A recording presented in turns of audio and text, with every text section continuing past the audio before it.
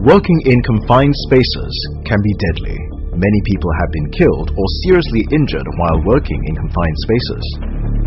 According to the National Statistics, Workplace Safety and Health 2008, 10% of workplace fatalities were due to work-related accidents in confined spaces. A confined space is any enclosed area in which dangerous gases, vapors or fumes are likely to be present, or the supply of air is inadequate, or there is a risk of engulfment.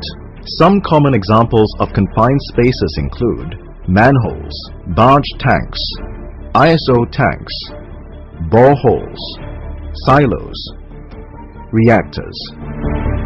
Working in confined space can be hazardous if proper safety measures are not in place.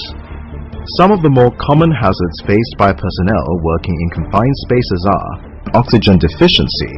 The required oxygen concentration for safe entry into confined space is 19.5% to 23.5%. Lower oxygen concentration may result in difficulty in breathing, headache, unconsciousness, or even death. Fire and explosion. Accumulation of flammable gases and vapors may lead to fire or even an explosion in the confined space. Poisoning. The presence of toxic gases, vapors, or fumes can also harm the health of workers in the confined spaces, leading to death.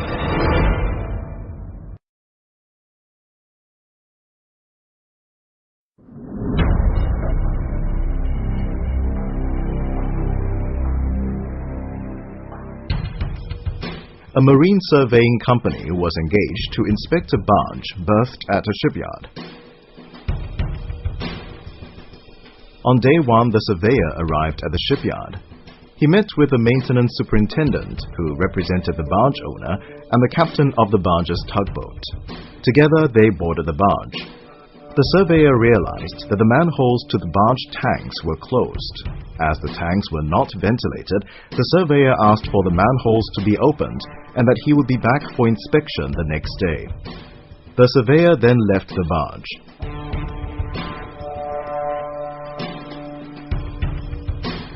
On the next morning, the manholes were opened. At 9:45 a.m., the surveyor arrived and met with the superintendent. After a short discussion, he left to look for the captain, who was supposed to accompany him on the inspection. Meanwhile, it started to rain.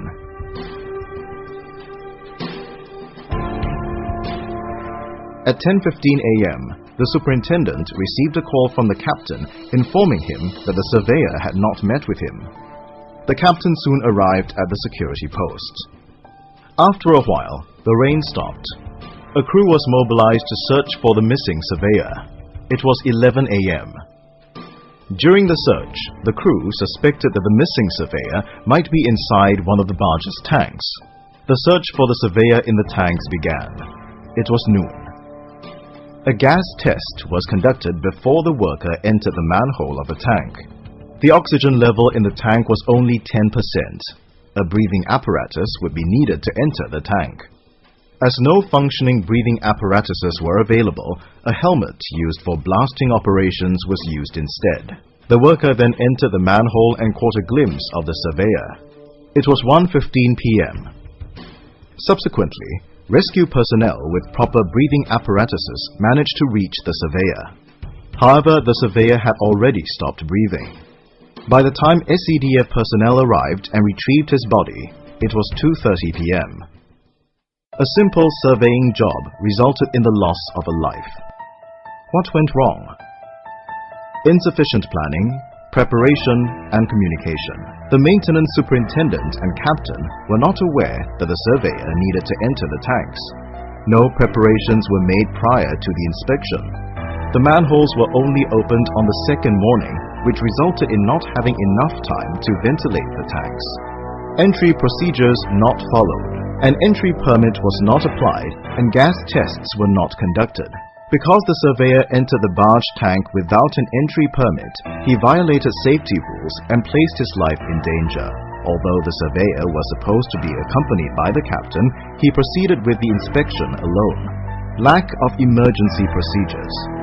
The shipyard did not have a proper emergency plan for the rescue of people in the confined space. Rescue equipment was also not readily available.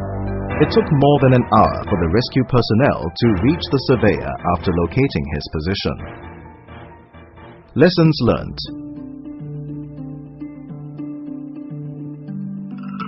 Risk assessment. Before starting work in a confined space, always conduct a risk assessment to identify safety and health hazards. Measures to minimize risks should have been implemented. Warning signs. Warning signs must be displayed at every entry point of a confined space to warn against unauthorized entry. Entry permit. Ensure that the entry permit is valid before entering a confined space. Throughout work in the confined space, check again that the permit is valid and has been correctly endorsed. Confined space attendant. When work is carried out in a confined space, a confined space attendant should be stationed outside the confined space to keep a lookout. In the event of an emergency, the attendant must not enter the confined space. Instead, he should raise the alarm and activate the emergency rescue plan. Proper emergency plan. All premises where confined space work is carried out must institute a proper emergency plan. This plan should include easy access to rescue equipment and trained rescue personnel.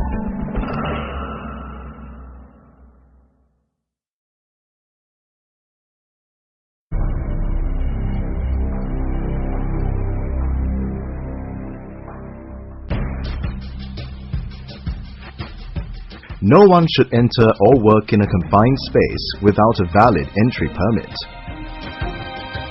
A valid confined space permit must clearly indicate the following: identification and location of the confined space, purpose of entry, date, time, and validity duration, potential hazards identified and the control measures put in place, confined space attendant, ventilation and lighting arrangement, and results of atmospheric testing.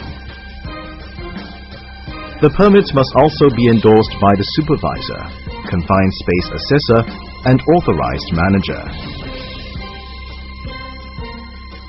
The supervisor will apply for the confined space entry permit. After filling up the entry permit, a safety assessor will accompany him to inspect the confined space and to conduct a gas test.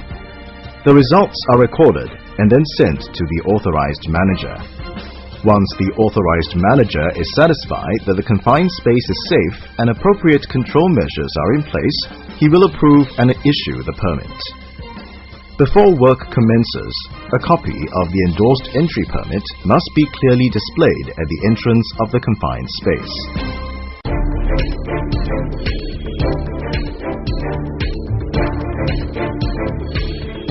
Most toxic or flammable gases and oxygen deficiency cannot be easily detected. So, it's important to test the atmosphere of a confined space and ensure that it is safe for entry. All the results of the gas test are to be recorded and attached to the entry permit. In a typical gas test for oxygen levels first. The acceptable range of oxygen concentration for safe entry into confined space is between 19.5% and 23.5%. Next, test for the presence of flammable gases or vapors. Concentrations should not exceed 10% of the lower explosive limits.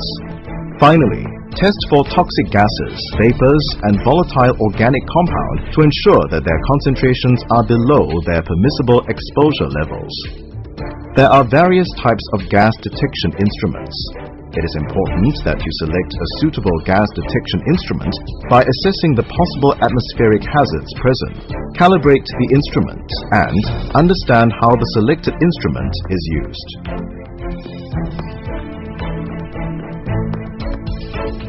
As different gases accumulate at different levels or locations, gas tests should be done at various depths.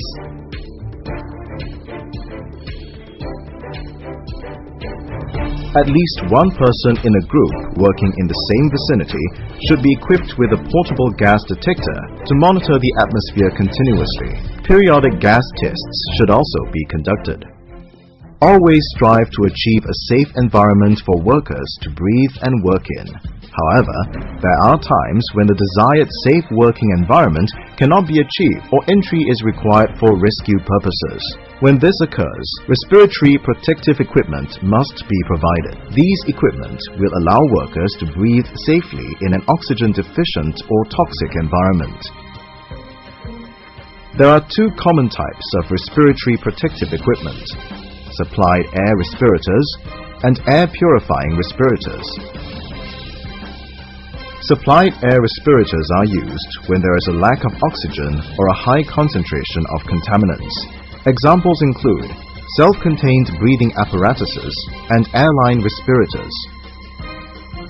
Air purifying respirators is a filtration system that cleans the air that is being inhaled.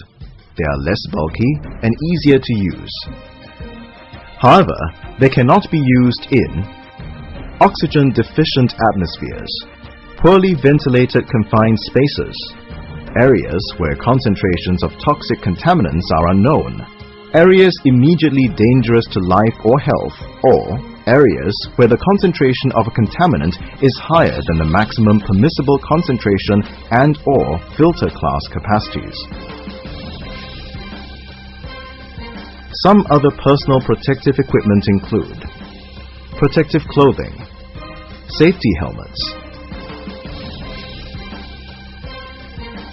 eye protection, hearing protection, gloves, safety boots, and safety harnesses. For confined space works, a confined space attendant shall be appointed. The attendant should remain outside the confined space to monitor the people entering and working in the confined space, maintain contact with people in the confined space, and activate the emergency rescue plan in the event of an emergency. An effective rescue plan should consist of name of designated rescue personnel, methods of rescue, type and availability of rescue equipment, effective means to summon the rescue personnel. Conduct regular rescue drill practice. Rushing into a confined space without proper preparation or equipment can endanger your life. Remember, an unplanned rescue will probably be your last.